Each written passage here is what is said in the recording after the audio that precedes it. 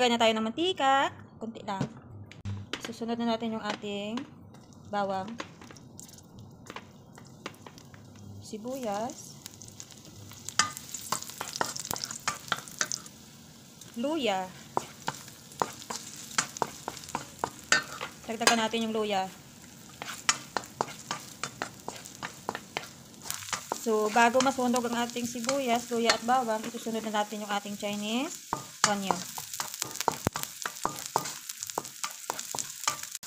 Since yung ating pork, chicken, nakababad na sa soy sauce, magic sarap, diretso na natin siya i-buhos dito.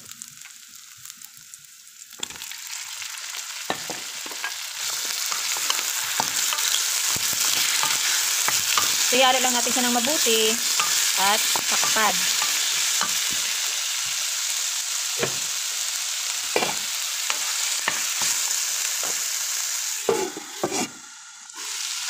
So, buksan natin. Medyo i-fry muna natin yung ating meat bago lagyan ng konting tubig. So, lagyan na natin siya ng kaunting tubig para maluto at saka lumambot. Hindi na natin siya ng about 10 minutes bago tikman. See you again.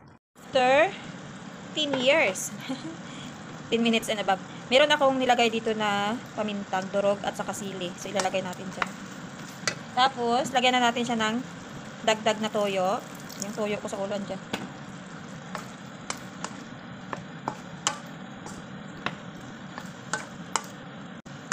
Tapos, maglalagay tayo ng rock sugar.